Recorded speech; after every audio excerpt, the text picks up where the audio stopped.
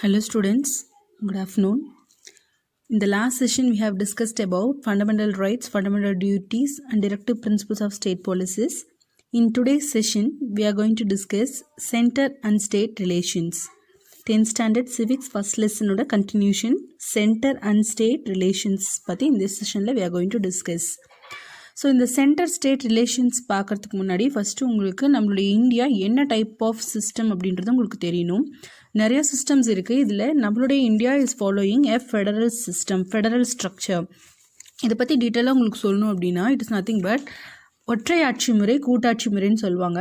Unitary system அப்படின்னா ஒற்றை ஆட்சி முறை, அது ஃப்ரான்ஸ், ஜப்பான், சைனா இந்த மாதிரியான கண்ட்ரிஸில் ஃபாலோ பண்ணுறாங்க. ஃபெடரல் சிஸ்டம் அப்படின்னா கூட்டாட்சி முறை.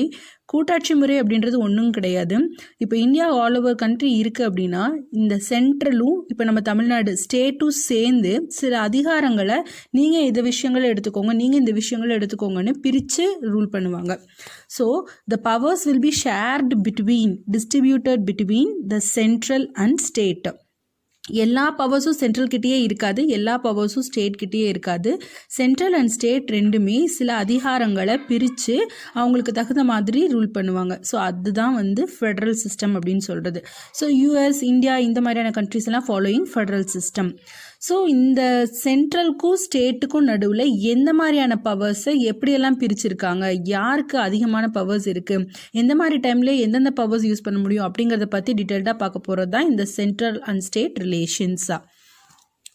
ஸோ இப்போ பார்த்தீங்கன்னா India is a federal system. அப்போ ஆட்டோமேட்டிக்காக சென்ட்ரல் அண்ட் ஸ்டேட் ரெண்டுமே it enjoys equal powers. Equal பவர்ஸ்ன்னு சொல்ல முடியாது, சில பவர்ஸ் இங்கே சென்ட்ரல் அதிகமாக இருக்கும், சில பவர்ஸ் ஸ்டேட்டில் அதிகமாக இருக்கும். ஸோ அதை பற்றி தான் டீட்டெயிலாக ஃபர்தராக இந்த சாப்டரில் we are going to discuss.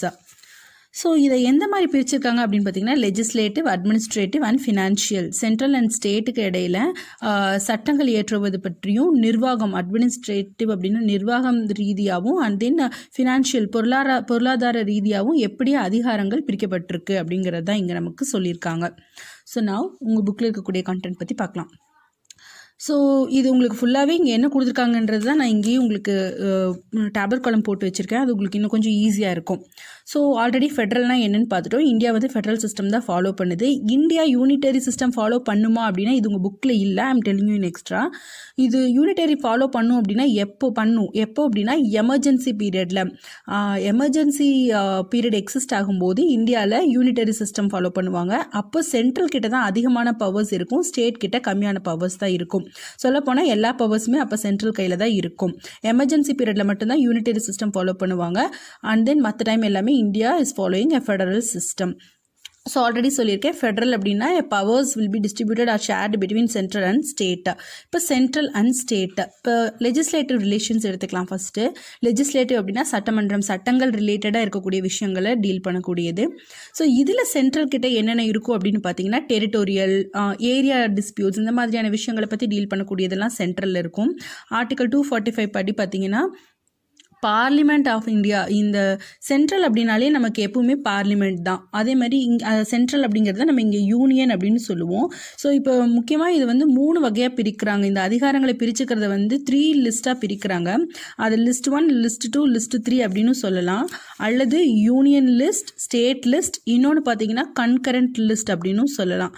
Concurrent list பொது பட்டியல், அதாவது மாநில பட்டியல், மத்திய பட்டியல், மாநில பட்டியல், பொது பட்டியல் அப்படின்னு நீங்கள் நியூஸ்லலாம் கேள்விப்பட்டிருப்பீங்க. அதுதான் இந்த union list, state list and concurrent list. இதில் பார்த்தீங்கன்னா இந்த அதிகாரங்களை எப்படி பிரிச்சிருக்காங்க, சில அதிகாரங்கள் யூனியன் கிட்ட இருக்கும், சில அதிகாரங்கள் ஸ்டேட் கிட்ட இருக்கும், சிலது பார்த்தீங்கன்னா பொது பட்டியல், ரெண்டுத்துக்குமே பொதுவானது அப்படின்ற பட்சத்தில் வச்சுருப்பாங்க. ஸோ இங்கே லெஜிஸ்லேட்டிவ் ரிகார்டிங்காக பார்த்தீங்கன்னா யூனியன் லிஸ்ட்டில் நிறைய என்னென்ன இருக்குது அப்படின்றத சும்மா ஜஸ்ட் இங்கே எல்லாமேலாம் சொல்லியிருக்க முடியாது, கொஞ்சம் ஜஸ்ட் மட்டும் கொடுத்துருப்பாங்க, பார்க்கலாம். எந்த மாதிரியான விஷயங்கள் யூனியன் லிஸ்ட்டில் வரும் அப்படின்னா டெரிட்டோரியல் ரிகார்டிங்காக இருக்கக்கூடிய லிஸ்ட்டில் it comes under union list. So அப்போ பார்த்தீங்கன்னா பார்லிமெண்ட் தான் இந்தியா யூனியன் லிஸ்ட் அப்படிங்கிறப்போ அதனோட முடிவுகள் முக்கியமான முடிவுகள் எல்லாத்தையுமே டிசைட் பண்ணக்கூடியது பார்லிமெண்ட் தான். ஸோ அப்போ பார்லிமெண்ட் எடுக்கக்கூடிய முடிவுகள் எல்லாமே பார்லிமெண்ட்டுக்கோட கண்ட்ரோல் இருக்கக்கூடியது எல்லாமே யூனியன் லிஸ்ட், ஸ்டேட் தலையிடக்கூடியது எல்லாமே ஸ்டேட் லிஸ்ட், இந்த ரெண்டும் சேர்ந்து இயக்கக்கூடியது எல்லாமே கான்கரண்ட் லிஸ்ட். ஸோ இந்த டெரிட்டோரியல் ரிகார்டிங்காக, ஏரியா ரிகார்டிங்காக இருக்கக்கூடியது எல்லாமே நமக்கு இங்கே யூனியன் லிஸ்ட்டில் வந்துடும். இந்தியா ரிகார்டிங்காக இருக்கக்கூடிய எல்லாமே யூனியன் லிஸ்ட்டில் வரும். தமிழ்நாடு ரிகார்டிங்காக இருக்கக்கூடியது எல்லாமே, நான் வந்து தமிழ்நாடுன்னு சொல்கிறேன், பட் அந்தந்த ஸ்டேட்டுக்கு அந்தந்த ஸ்டேட் லிஸ்ட்டில் வரும். ஸோ இந்த பர்டிகுலர் ஸ்டேட்டுக்கு இருக்கக்கூடியது எல்லாமே இந்த ஸ்டேட் லெஜிஸ்லேச்சர் கண்ட்ரோல் பண்ணுவாங்க. ஸ்டேட் லிஸ்ட்டில் இருக்கக்கூடிய முடிவுகள் எடுக்கக்கூடியது ஸ்டேட் லெஜிஸ்லேச்சர், அதாவது மாநில சட்டமன்றம். இந்தியா லிஸ்ட்டில் யூனியன் லிஸ்ட்டில் இருக்கக்கூடியது எல்லாத்தையும் டிசைட் பண்ணக்கூடியது பாராளுமன்றம். போத் ராஜ்யசபான்னு லோக்சபா சேர்ந்து டிசைட் பண்ணக்கூடியது. ஸோ இந்த எக்ஸ்ட்ரா டெரிட்டோரியல் அப்படின்னு ஒன்று இருக்குது, அதை டிசைட் பண்ணக்கூடியது யாருன்னு பார்த்தீங்கன்னா பார்லிமெண்ட் தான். இது உங்களுக்கு எக்ஸ்ட்ரா பாயிண்ட்டு. அதாவது இந்தியாவுக்கு உட்பட்ட விஷயங்களை பற்றி டீல் பண்ணக்கூடியது யூனியன் லிஸ்ட், ஒரு மாநிலத்தில் இருக்கக்கூடியது டீல் பண்ணக்கூடியது ஸ்டேட் லிஸ்ட். இது ரெண்டுமே சாராமல் எக்ஸ்ட்ரா இருக்கக்கூடிய டெரிட்டோரியலை பற்றி டீல் பண்ணக்கூடியது ஆப்வியஸாக நமக்கு யூனியன் பார்லிமெண்ட் தான். ஸோ அதுதான் இங்கே சொல்லியிருக்காங்க. அடுத்து ஸ்டேட் லிஸ்ட். ஸ்டேட் லிஸ்ட்டில் என்ன மாதிரியான விஷயங்கள் டிஸ்கஸ் பண்ணுவாங்க அப்படின்னா, இப்போ இந்த லெஜிஸ்லேட்டிவ் ரிலேஷனை பற்றி ஆர்டிகல் 245 255 வரைக்கும் உங்களுக்கு இருக்குது. இந்த ஆர்டிகல்ஸ்லேருந்து இந்த ஆர்டிகல் வரைக்கும் இருக்கக்கூடியது எல்லாமே இந்த லெஜிஸ்லேட்டிவ் ரிலேஷனை பற்றி தான் சொல்லக்கூடியது. ஸ்டேட் எந்த மாதிரியான விஷயங்கள் எடுத்துக்குவாங்க அப்படின்னா, it deals with the subject matter. அதாவது இந்த டெரிட்டோரியல் ரிகார்டிங் அப்படின்னா இந்த லெஜிஸ்லேட்டிவ்ல இருக்கக்கூடிய டெரிட்டோரியல் ரிகார்டிங்காக இருக்கக்கூடியது யூனியன் லிஸ்ட்டு. சப்ஜெக்ட் மேட்டர் ரிகார்டிங்காக இருக்கக்கூடியதெல்லாம் ஸ்டேட் லிஸ்ட். சப்ஜெக்ட் மேட்டர் அப்படின்னா என்ன அப்படின்னு பார்த்தீங்கன்னா, தேசிய அளவில் முக்கியமானது எல்லாமே இங்கே வந்துடும். நமக்கு லோக்கல் லெவல் இம்பார்ட்டன்ஸாக இருக்கக்கூடியது எல்லாமே சப்ஜெக்ட் மேட்டரில் வரும். லோக்கல் இம்பார்ட்டன்ஸ் அப்படிங்கிறது அதாவது என்னென்ன, agriculture, health, sanitisation, electricity, elections, water management. So இந்த மாதிரி நமக்கு லோக்கல் வைஸ் இம்பார்ட்டன்ஸ் இருக்கக்கூடியது எல்லாமே will comes under state list. இந்த ரெண்டுமே சேர்ந்து இருக்கக்கூடியது தான் உங்களுக்கு கான்கரண்ட் லிஸ்ட் போத் அப்படின்னு சொல்லி இங்கே எழுதியிருக்கேன். ஸோ இதுதான் உங்களுடைய புக்லேயும் கொடுத்துருக்காங்க. ஸோ இது என்ன அப்படின்னு பார்த்தீங்கன்னா, உங்களுக்கு இப்போ யூனியன் லிஸ்ட்டில் சில விஷயங்கள் இருக்கும், அதை பார்லிமெண்ட் முடிவு பண்ணுவாங்க. ஸ்டேட்டில் சில விஷயங்கள் இருக்கும், அதை ஸ்டேட் லெஜிஸ்லேஷன் முடிவு பண்ணுவாங்க. இப்போ பொதுப்பட்டியலில் ஏதாவது ஒரு விஷயங்கள் இருக்குது, இதை யார் முடிவு பண்ணுவாங்க அப்படின்னா, எப்பவுமே பார்த்துக்கோங்க இந்த ஹைரார்கி படி தான் வரும். ஃபஸ்ட்டு வந்து கான்கரண்ட் லிஸ்ட், யூனியன் லிஸ்ட் அப்படின்னு பார்த்தீங்கன்னா அதை யூனியன் தான் முடிவு பண்ணுவாங்க. இல்லை பொதுப்பட்டியல் அண்ட் மாநில பட்டியல்னு வரும்போது அதை concurrent list which means parliament ரெண்டுமே சேர்ந்து முடிவு எடுக்கும். பட் எப்பவுமே லீடிங்கில் இருக்கக்கூடியது யூனியன் லிஸ்ட், பார்லிமெண்ட் தான் முடிவு பண்ணும் அப்படின்னு சொல்லியிருக்காங்க. இதெல்லாம் உங்களுக்கு எக்ஸ்ட்ரா இன்ஃபர்மேஷன் தான். ஸோ இதுதான் உங்கள் புக்லேயும் இங்கே கொடுத்துருக்காங்க. நம்மளோட 7th ஸ்கெடியூல் படி பார்த்தீங்கன்னா நம்மளோட கான்ஸ்டியூஷனில் இந்த லிஸ்ட்டை 3 பிரிக்கிறாங்க. Union list, state list, concurrent list. அப்போ வந்து பிரிச்சப்போ இந்த விஷயங்கள் மட்டும்தான் அப்போ இருந்துச்சு. பட் இப்போ அட் ப்ரெசென்ட் பார்த்தீங்கன்னா இங்கே நான் உங்களுக்கு நோட்டில் சொல்லியிருந்தேன் இல்லையா, யூனியன் லிஸ்ட்டில் 100 அண்ட் ஸ்டேட் லிஸ்ட்டில் 61 அண்ட் கான்கரண்ட் லிஸ்ட்டில் 52. இப்போ அட் ப்ரெசென்ட் இவ்வளோ ஐட்டம்ஸ் இருக்குது அப்படின்னு சொல்லியிருக்காங்க. ஸோ எந்தெந்த விஷயங்களை எந்தெந்த மாதிரி பிரிச்சுக்குவாங்க அப்படிங்கிறது தான் இந்த 100, இந்த 61, இந்த 52. டெரிட்டோரியல் ரிகார்டிங்காக இருக்கக்கூடியதெல்லாம் இங்கே வந்துடும். சப்ஜெக்ட் மேட்டர் ரிகார்டிங்காக இருக்கக்கூடியது இந்த ஹெல்த்து, போலீஸ், இந்த மாதிரியான விஷயங்கள் இங்கே வந்துடும். இதே ஃபாரின் அலகேஷன்ஸ், டிஃபென்ஸ், இதெல்லாம் முக்கியமானதெல்லாம் யூனியன் லிஸ்ட்டில் இருக்கும். இது ரெண்டுலேயுமே இருக்கக்கூடியது. ஃபார் எக்ஸாம்பிள் எஜுகேஷன், இப்போ ஃபார் எக்ஸாம்பிள் நீட் எக்ஸாம் வச்சுக்கலாமா வேண்டாமா, யூனிவர்சிட்டிஸ் ரிகார்டிங்காக இந்த மாதிரியான விஷயங்கள், எஜுகேஷன்ஸ் இந்த மாதிரியான விஷயங்களை பற்றி இருக்கக்கூடியது ரெண்டுலேயுமே இருக்கும் கான்கரண்ட் லிஸ்ட்டு. ஸோ அதை தான் இங்கேயும் உங்களுக்கு சொல்லியிருக்காங்க. ஸோ அதை தான் அண்ட் தென் இங்கே பார்த்தீங்கன்னா பார்லிமெண்ட் தான் எப்பவுமே பார்லிமெண்ட் யூனியன் லிஸ்ட்டில் வரக்கூடியதை பார்லிமெண்ட் டிசைட் பண்ணுவோம். ஸ்டேட் லிஸ்ட்டில் வரக்கூடியது ஸ்டேட் லெஜிஸ்லேச்சர் டிஸ்கஸ் பண்ணுவோம். கான்கரண்ட் லிஸ்ட்டில் வரக்கூடியதை மோஸ்ட்லி பார்த்தீங்கன்னா ரெண்டுமே வரும். ரெண்டுத்துக்கும் நடுவில் கான்ஃப்ளிக்ட், ஒரு சண்டை இருக்குது, இந்த ரெண்டுக்குமே இடையில ஒரு சண்டை இருக்குது, எதை டிசைட் பண்ணுறதுன்னு தெரியல அப்படின்ற பட்சத்தில் அதில் பார்லிமெண்ட் தான் எப்பவுமே கடைசியாக டிசைட் பண்ணுற அதிகாரம் கிடைக்கும். அண்ட் தென் அட்மினிஸ்ட்ரேட்டிவ், நிர்வாக ரீதியாக எப்படி பிரிச்சிருக்காங்க அப்படிங்கிறத இங்கே சொல்லியிருக்காங்க. ஸோ அதே மாதிரி தான் இங்கேயும் சொல்லியிருக்காங்க. Matters with respect to parliament அப்படின்னு வரும்போது அதை வந்து இட் மேக்ஸ் லா, அதில் வந்து சட்டங்கள் இயற்றுறது, அதில் வந்து இருக்கக்கூடிய விஷயங்களை பார்க்குறது எல்லாமே டீல்ஸ் வித் யூனியன் லிஸ்ட். அதே மாதிரி ஏதாவது exercise of its powers conferred by any treaty or agreement, ஏதாவது ஒப்பந்த அடிப்படையில் ஏதாவது இது பேசிஸில் வரும்போதுமே it deals with the parliament. So நிர்வாக ரீதியாகவுமே பார்த்தீங்கன்னா எப்படி யூனியன் லிஸ்ட், ஸ்டேட் லிஸ்ட்டில் பிரிச்சிருக்காங்க அப்படிங்கிறது தான் இங்கே கொடுத்துருக்காங்க. And then financial relation article 268 293 வரைக்கும் 12th பார்ட்டில் இருக்கக்கூடியது வந்து பார்த்தீங்கன்னா it deals with financial relation. So இப்போ நம்ம டேக்ஸஸ் இதெல்லாம் கலெக்ட் பண்ணுறோம் இல்லையா, வரிலாம் விதிக்கிறோம். மோஸ்ட்லி நமக்கு இன்கம் டேக்ஸ் அப்படின்னு கேள்விப்பட்டிருப்பீங்க. இன்கம் டேக்ஸ் தான் வந்து எல்லாத்தையுமே பண்ணுவாங்க. அது வந்து முழுக்க சென்ட்ரலோட கட்டுப்பாட்டில் தான் இருக்குது. ஆனால் சென்ட்ரல் அண்ட் ஸ்டேட் ரெண்டுமே தே என்ஜாய்ஸ் த ஈக்குவல் ஷேர். அதில் இருக்கக்கூடிய விஷயங்களை சென்டர் ஸ்டேட் ரெண்டுமே பிரித்து அவங்க எந்தெந்த விஷயங்களை இவங்களுக்கு வரணும், இவங்களுக்கு எந்தெந்த விஷயங்களில் வரி வரணும் அப்படின்றத டிவைட் பண்ணிப்பாங்க. ஸோ அதுதான் இங்கேயும் சொல்லியிருக்காங்க. ஸோ இந்த டேக்ஸ் இதெல்லாம் இம்போஸ் பண்ணும்போது it will be collected by the centre but divided between centre and state. Central government தான் அது ஃபுல்லாகவே பொறுப்பெடுத்து கலெக்ட் பண்ணி எல்லாமே பண்ணுவாங்க. பட் ஆனால் அதில் வரக்கூடிய விஷயங்களை தே வில் ஷேர், டிவைட் பண்ணிக்குவாங்க. ஸோ அண்ட் தென் இது எதை பேஸ் பண்ணி டிவைட் பண்ணிப்பாங்கன்னா ஃபினான்ஸ் கமிஷன் அப்படின்னு ஒன்று இருக்குது. ஸோ அந்த ஃபினான்ஸ் கமிஷன் வந்து பிரசிடென்ட் டைரெக்டாக அவருடைய கண்ட்ரோல் இருக்கக்கூடியது. அப்போ பிரசிடென்ட் வந்து ஃபினான்ஸ் கமிஷன் ஒன்று அப்பாயிண்ட் பண்ணியிருப்பார். ஆர்டிகல் 280 படி நமக்கு வந்து இந்தியாவில் ஃபினான்ஸ் கமிஷன் ஒன்று இருக்கலாம் அப்படின்னு சொல்லியிருக்காங்க. ஸோ அதை அப்பாயிண்ட் பண்ணக்கூடியது பிரசிடென்ட் தான். ஸோ அவங்க சொல்லக்கூடிய முடிவுகளை தான் பிரசிடென்ட் அந்த அடிப்படையில் தான் சென்ட்ருக்கும் ஸ்டேட்டுக்கும் நடுவில் பிரிச்சுப்பாங்க. ஸோ இது வந்து இந்திரா காந்தி பீரியடில் சர்க்காரியா கமிஷன் அப்படின்னு ஒன்று இன்ட்ரடியூஸ் பண்ணாங்க. ஸோ இந்த சர்க்காரியா கமிஷன் வந்து இந்த சென்ட்ரலுக்கும் ஸ்டேட்டுக்கும் நடுவில் இருக்கக்கூடிய ரிலேஷன்ஸை பற்றி என்கொயர் பண்ணி அவங்க தாக்கல் பண்ணதை வச்சு தான் இன்றளவும் அதை ஃபாலோ பண்ணிட்டு இருக்கிறதா சொல்கிறாங்க.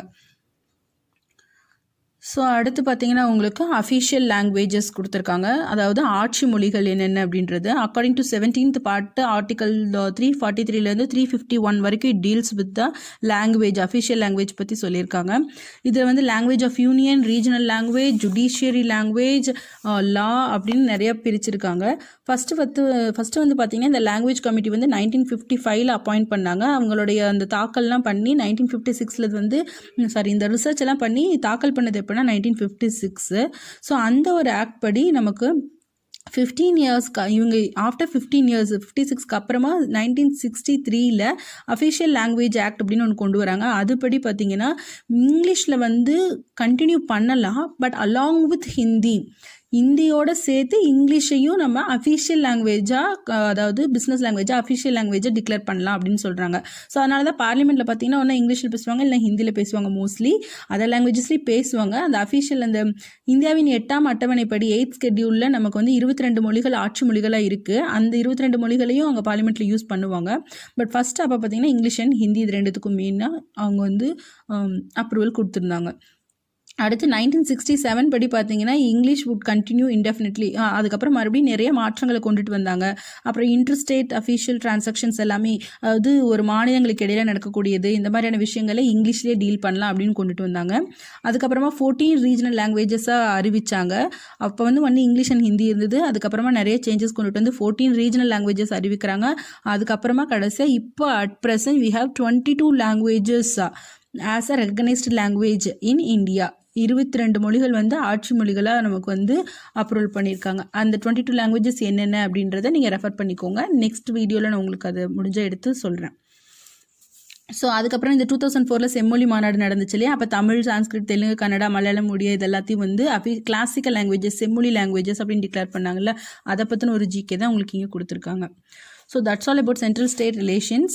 அதாவது சென்ட்ரலுக்கும் ஸ்டேட்டுக்கும் நடுவில் எப்படி அதிகாரங்களை பிரிச்சுக்கிறாங்க, சட்ட ரீதியாகவும் நிர்வாக ரீதியாகவும் ஃபினான்ஷியல் ரீதியாகவும் என்னென்ன மாதிரியாக பிரிச்சுக்கிறாங்க அப்படிங்கிறத பற்றி தான் இங்கே கொடுத்துருக்காங்க. So and then official language பற்றி எக்ஸ்ட்ரா இங்கே நம்ம பார்த்துருக்கோம். So that's all about this particular session. Once go through பண்ணுங்கள். If at all you have any doubt just ask me. So in case அப்போ நான் காட்டினப்போ உங்களுக்கு இந்த புரியல அப்படின்னா இப்போது I will show you this once நீங்கள் வேணும்னா இதை ரெஃபர் பண்ணிக்கோங்க. Central and state federal system. நம்ம வந்து சென்ட்ரலில் வந்து லெஜிஸ்லேட்டிவ் ரிகார்டிங்காக இருக்கக்கூடியதெல்லாம் இந்த ஆர்டிகல்ஸில் வந்துடும். யூனியன் லிஸ்ட்னா என்ன, ஸ்டேட் லிஸ்ட்னா என்ன, இது எப்படி பிரிச்சிருக்காங்கன்றதை இங்கே கொடுத்துருக்காங்க. ஸோ இதை தான் மறுபடியும் இங்கே கொடுத்துருக்காங்க. இது உங்களோட ஜிகே அந்த டூயின் ஒலியே இருக்குது. ஸோ இதை பற்றி இன்னும் டீட்டெயிலாக நிறைய சொல்லணுன்னா நிறையா இருக்குது. ஃபார் எக்ஸாம்பிள் போலீஸ் இந்த மாதிரியான விஷயங்கள் இதெல்லாம் இங்கே வந்துடும் சப்ஜெக்ட் மேட்டரில். Defence, foreign allocations, foreign affairs இதெல்லாம் பார்த்திங்கன்னா உங்களுக்கு யூனியன் லிஸ்ட்டில் வந்துடும். ஸோ ரெண்டுலேயும் இல்லாமல் கான்கரண்ட்டில் பார்த்திங்கன்னா எஜுகேஷன் இந்த மாதிரியான விஷயங்கள் இதெல்லாம் வந்து பொதுவாக இருக்கக்கூடியதெல்லாம் கான்கரண்ட் லிஸ்ட்டில் வந்துடும். So that's all children. Thank you.